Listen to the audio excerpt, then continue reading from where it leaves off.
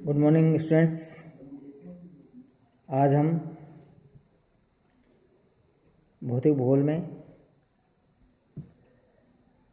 सूर्य का विकिरण का वायुमंडलीय डिप्लेशन यानी कि अवक्षय के बारे में एवं वायुमंडल तथा पृथ्वी की ऊष्मा का संतुलन के बारे में चर्चा करेंगे। धरातल पर पहुंचने से पहले सौर विकिरण को वायुमंडल का लंबा तथा घना आवरण पार करना पड़ता है। वायुमंडल में सूर्य की किरणों के मार्ग की लंबाई जितनी अधिक होगी, धरातल पर प्राप्त सूर्यताप की मात्रा में उसी अनुपात में कटौती होगी और इसी कटौती को हम सौर विकिरण का वायुमंडलीय डिप्लेशन या अवक्षय कहते हैं। इसका कारण वायुमंडल के विभिन्न तत्व, गैसेज, धूल के कण, जलवाष्प के द्वारा सौर विकिरण का प्रकीर्णन, विसरण, अवशोषण तथा परावर्तन आदि है, जो हम निम्न प्रकार से समझा सकते हैं। सबसे पहले हम बात करते हैं प्रकीर्णन की, जिसको हम अंग्रेजी में स्कैटरिंग भी कहते हैं। वायुमंडल वायु के अणुओं, जलवाष्प तथा धूल कणों के सूक्ष्म कणों से निर्मित है। इन्हीं अणुओं अथवा कणों द्वारा सौर ऊर्जा के लघु तरंगों का हर दिशा में बिखराव हो जाता है।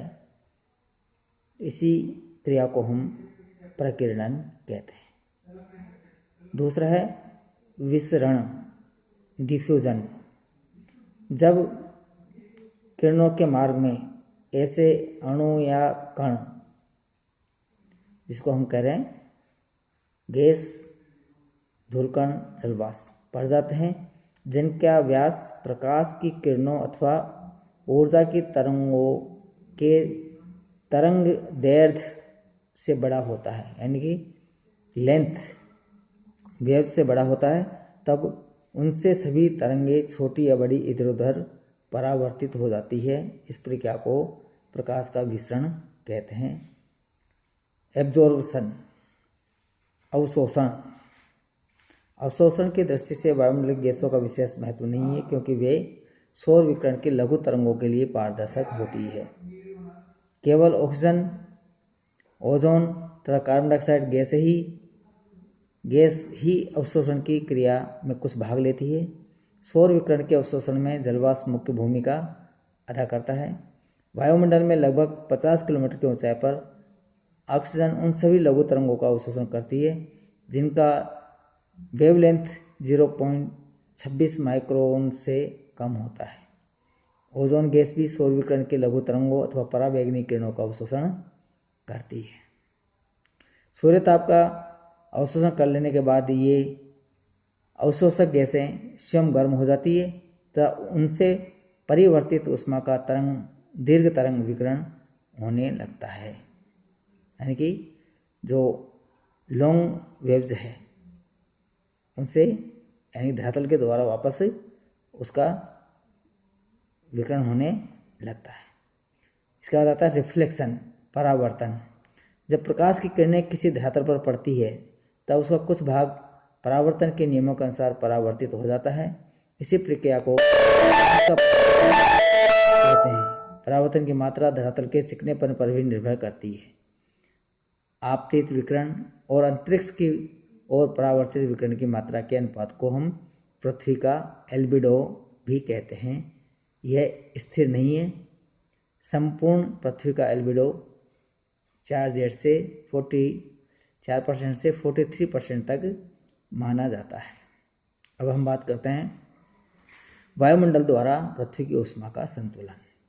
संतुलन से यह तात्पर्य है कि जितनी हमें सूर्य विकिरण प्राप्त होती है उतना ही हम वापस अंतरिक्ष में छोड़ देते हैं। पृथ्वी में ताप शक्ति जितनी अधिक मात्रा में प्राप्त होती है वह विकिरण द्वारा उतनी ही ताप शक्ति को पुनः लौटा देता है।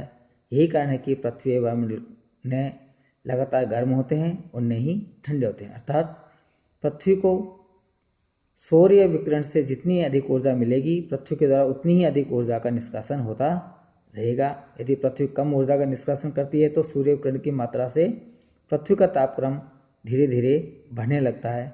इसके विपरीत यदि सौर्य विकिरण की मात्रा कम तथा पृथ्वी से विकिरण अपेक्षाकृत अधिक होता है तो उस स्थिति में पृथ्वी का तापक्रम धीरे धीरे कम होने लगता है। यह तभी संभव है जबकि सूर्य की किरणों को वायुमंडल की मोटी परत एवं अधिक दूरी तय करनी पड़ती है।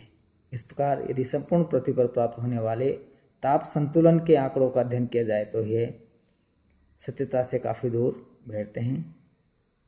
आगे के वीडियो में हम आपको इस ताप संतुलन और पृथ्वी का ऊष्मा बजट के बारे में आपको बताएंगे। धन्यवाद।